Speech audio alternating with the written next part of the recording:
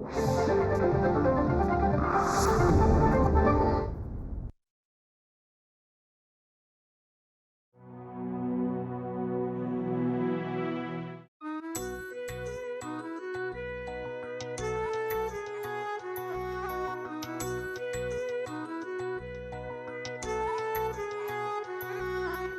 उन्हात तापलं, कधी अंधारी लोपलं, परी कधी ना थांबलं आभाळ आपलं आपलं, आभाळ आपलं आपलं.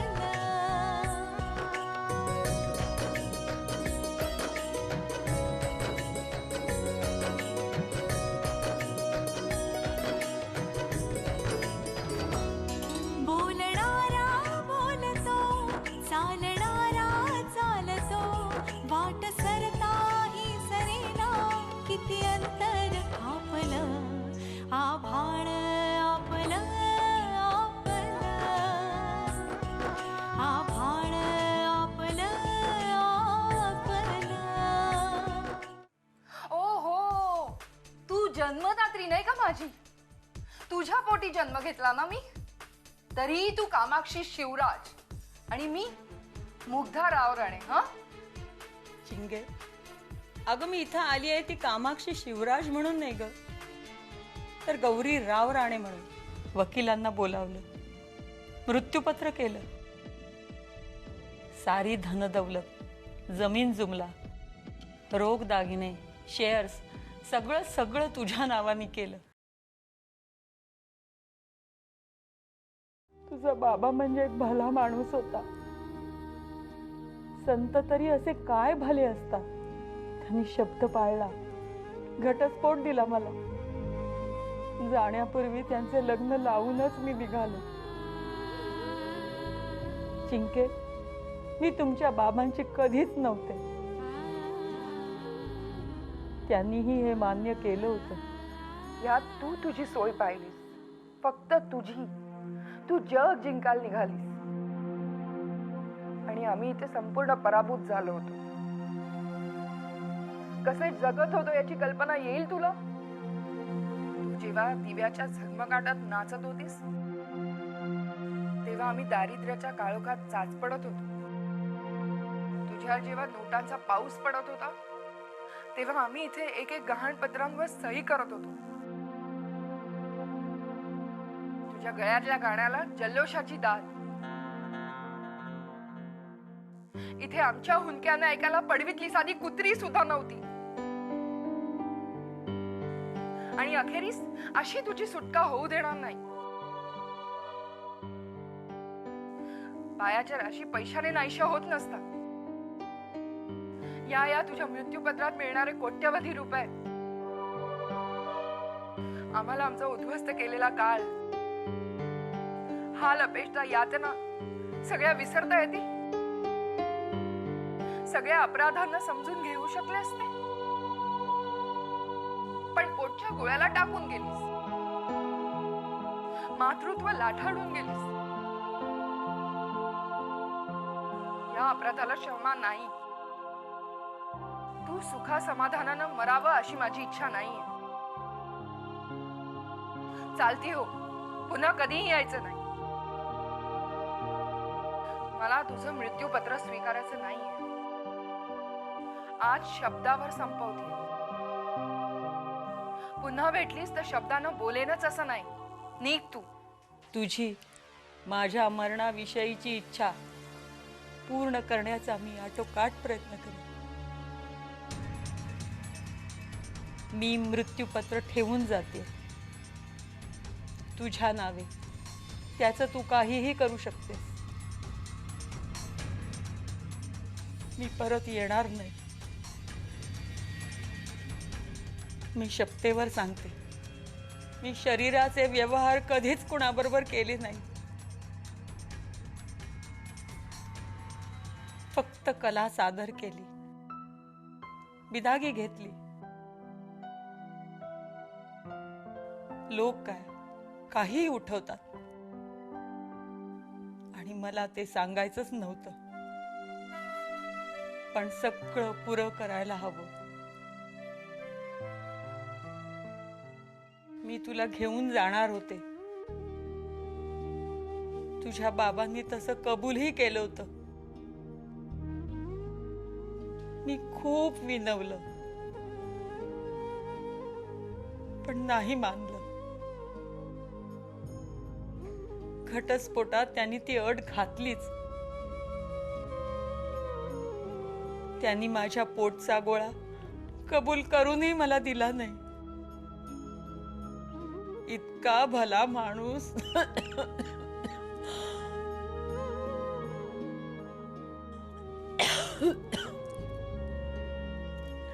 असं का वागला तेच मला काही कळलं नाही. मला एकटीनेच जावं लागलं चिंके. आणि ही भली माणसं दरवेळेस भलेच वागतात असं नाही चिंके. तुझ्या वाढवण्याचा खर्च म्हणून तुझ्या बाबांनी ही वास्तू मागून घेतली. त्यांनी एक पै सुद्धा दिली नाही. मी शिवराजला पैसे दिले. जर तुला वाढवण्याचेच पैसे नसतील तर जागा तुझ्याच नावावर असणार होती. बस बस संपलं. येते मी. येते?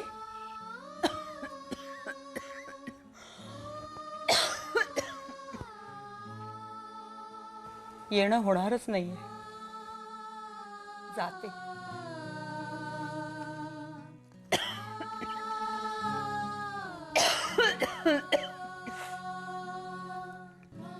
हॅलो लाडकर्णी साहेब, गाडी घेऊन या.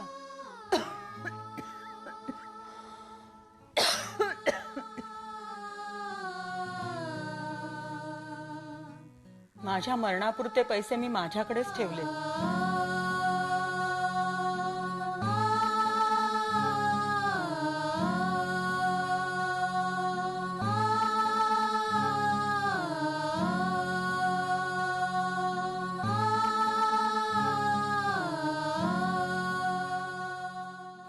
बाबा, तुम्ही कधीच कसं काही नाही सांगितलं मला.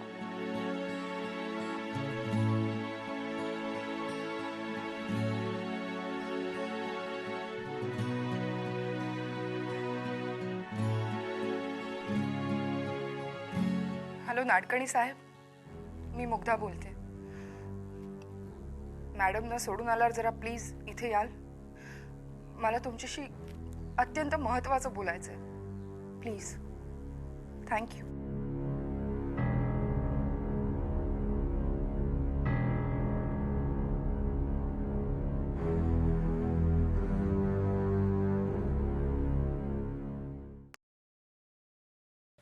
या माधवराव.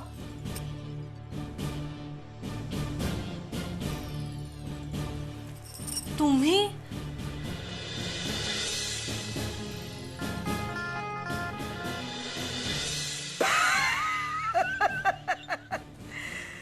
दुसऱ्या कुणाची वाट पाहते वाटते. हो नाही तुम्ही बसा ना. खरं तर माधवरावांना बरं नव्हतं असं कळलं आणि त्यांच्यासाठी कामही आलं होतं म्हणून तेच कानावर घालायचं होतं त्यांच्या. लांब राहतात का कुठे? नाही इथूनच पुढे सारिका सदनमध्ये. अरे वा, जबरा पार्टी आहे. पण तुम्ही असे अचानक म्हणजे फोनही नाही. एवढं फोनचं राहिलं बघा. काम होतं वांद्र्याला, लवकर आटपलं. वाटलं होतं नडेल पार्टी, पण फक्त 10 वाक्यात बोलणं संपलं. वेळ बराच होता, जेवायला नेत होता. म्हटलं आम्ही आमची तहान भूक दुसरीकडे गहाण ठेवलीये. गाडी वळवली इकडं. गडबडीत फोन करायचा राहिला. सॉरी म्हणतो. नाही एवढं काही करायला नको. म्हणजे घरीच नसते तर हेलपाटा फुकट गेला असता ना. तुम्ही काही चहा कोल्ड्रिंक वगैरे? नाही नाही नाही, खरंच नको. तुमचं दर्शन घ्यायचं होतं. म्हणलं हाय कसं काय हे विचारावं आणि निघावं. त्याचं काय मॅडम, एक ठरवलंय. तुम्ही हो म्हणल्यावर तुम्हाला देवयानी नावानं हाक मारायला सुरुवात करायची. तोपर्यंत मॅडम. म्हणजे फोनवर बोलून मन भरत नाही, प्रत्यक्ष डोळ्यांनी पाहणे वेगळंच. बरं, मोतीरामजीनं सांगून ठेवलंय शिनमाची तयारी करा. धूमधडाक्यात सुरुवात करू. लय दिस खोळंबलंय. मोतीराम गावाला जाऊन बसलीयत.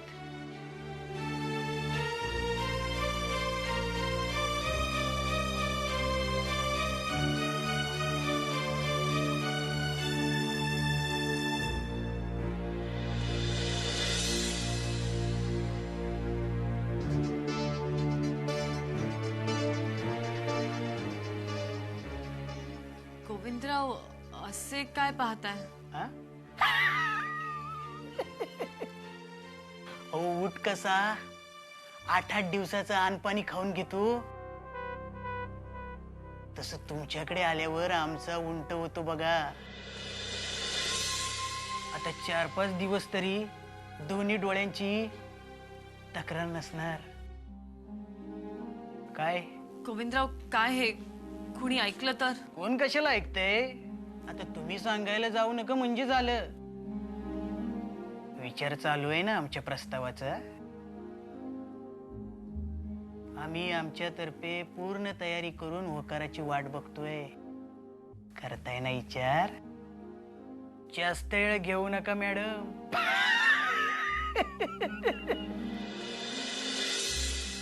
नाहीतरी विचार करून होईल तेव्हा होकार कळवण्यासाठी कुठल्या तरी वृद्धाश्रमात यावं लागेल. बर, आम्ही निघतो. पुन्हा फोन करण्यापेक्षा आत्ताच सांगून टाकतो मॅडम. तुम्ही असं माधवरावांकडे एकट्या जात जाऊ नका. आमचा प्रस्ताव पेंडिंग असताना असं वागणं शोभा देत नाही तुम्हाला. आमच्या प्रस्तावाचा विचार करताना मन द्विधा झालेलं आम्हाला रुचणार नाही मॅडम. माझ्या दृष्टिकोनातून विचार करा, तुम्हालाही पटेल. तुम्ही आमच्या प्रस्तावाचं त्यांच्या कानावर घातलंय मॅडम. नाही, वेळ नाही तशी. हवं असेल तर घाला त्याच्या कानावर.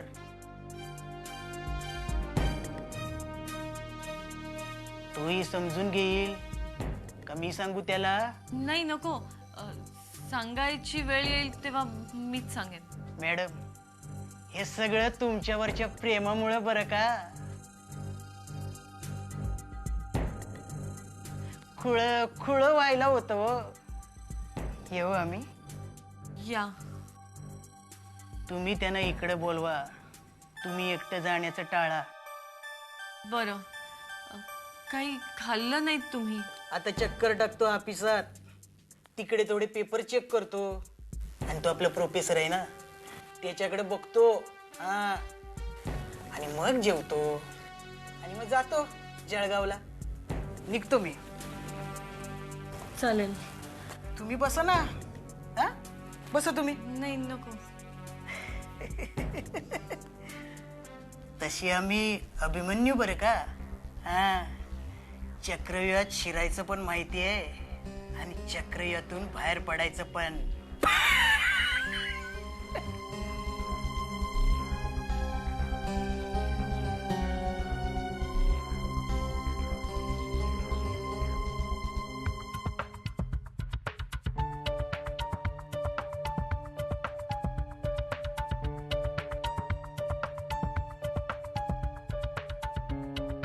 माधवरावांनी फोन का बरं स्विच ऑफ ठेवला असेल?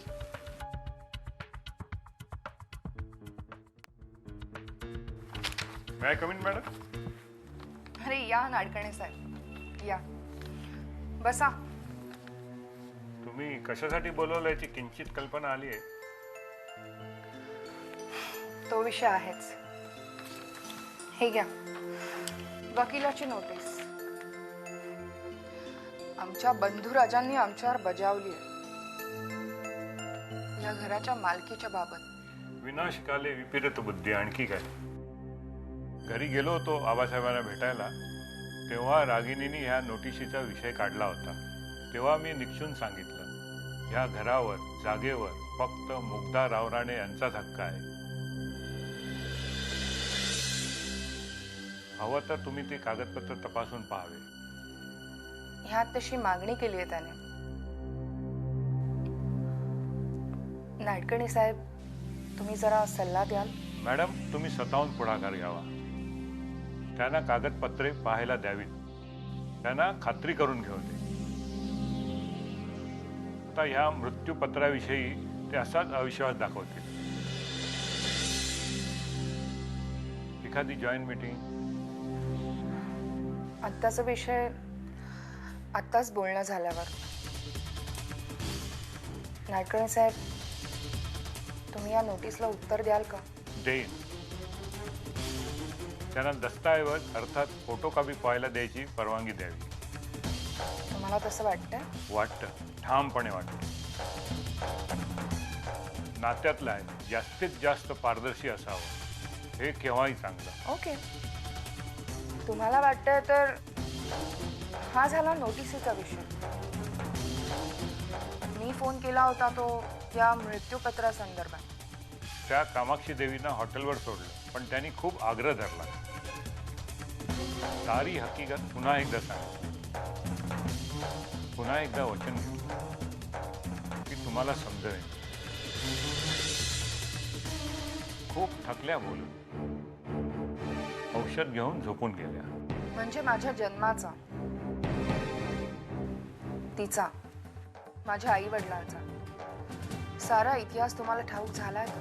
म्हणजे मॅडम, रोग्याने डॉक्टर पासून आणि अशिलाने ॲडव्होकेट पासून काही लपवायचं नसतं. या धर्माला त्या जागल्या.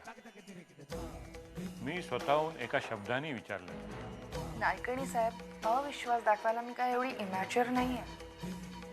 तिने आणखीन कुणाला तरी हे सगळं सांगून ठेवलंय हे एका अर्थी बरंच झालं.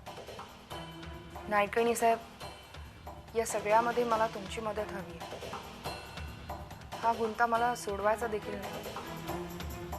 असाच्या असा उचलून बाहेर टाकायचा. मला या गुंत्यात गुंतायचं नाही आहे. माझी एक विनंती आहे मॅडम,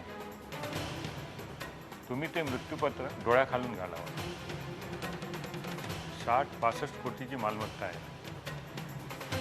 तुमच्या एकट्याच्या नावे होणार आहे. अर्थात एक अट आहे. मी लग्न करायचं तर ती माझ्या नावावर होईल. जशी बाई तशी अट. विचित्र. दुर्दैवाने मी तुमच्याशी सहमत होऊ शकत नाही. का? त्यांच्या दोन्ही विवाहाच्या चिंदोट्या झाल्या. तसं तुमचं होऊ नये. किंवा कमसे कम जमलंय असं त्यांना वाटलं. आणि झालंच नसेल, जमलं नसेल तर तुम्ही करावं.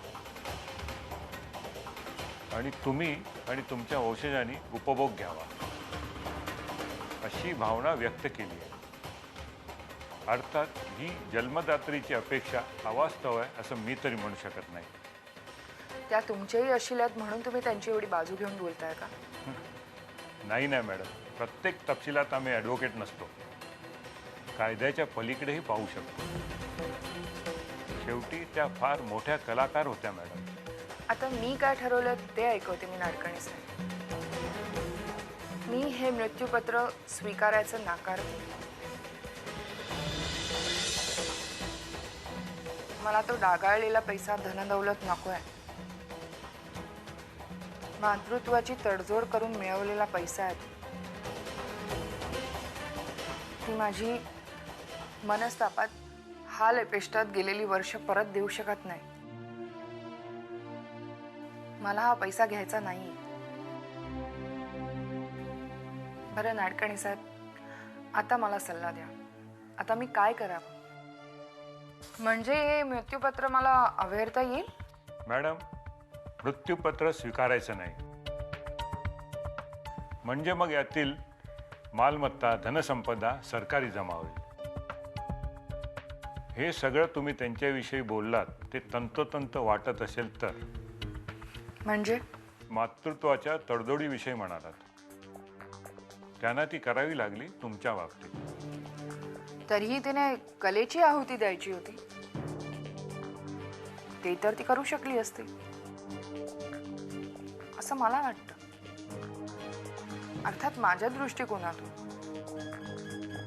कारण आता ती जे काय देते ते मी तिचा एकुलता एक वंशज म्हणूनच ना.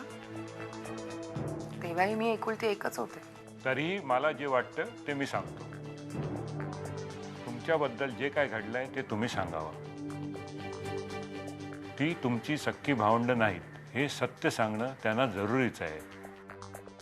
तुम्ही त्यांना सख्यासारखं वागवलं, मग आत्ताच परके का होतील? सगळं सांगा आणि तुमचा निर्णय सांगा. ते तुमच्या स्वभावाला धरून होईल. तुम्ही सारं त्यांना सांगायलाच हवा. त्यांना निदान सगळं ऐकायचा हक्क आहे असं मला वाटते. आता अंतिम निर्णय तुम्हीच घ्यायचा. घाई नको, विचार करा आणि ठरवा. आता काही नाही, थँक्स. नो मेन्शन मॅडम, माझा जॉबच आहे. हॅलो, हां बोलतोय. आलो शेजारीच हॉस्पिटल आहे, तिथे त्यांना ॲडमिट करा. मी लगेच येतो. कामाक्षी मॅडमची तब्येत बिघडली, मला ताबडतोब मिळायला प्लीज. हो या शुअर. ज्योती लग्नाची पत्रिका द्यायला आली होती. काय काय सांगताय काय? हो. अहो पण मला बोलली असती तर मीही आले असते. मी विचारलं तिला, म्हटलं नवरी अशी करवलीशिवाय कुठे फिरते? तर म्हणाले कुठून तरी परस्पर आले. बरं, सांगायचं असं की मी हे लग्न अटेंड करतोय. शिकला?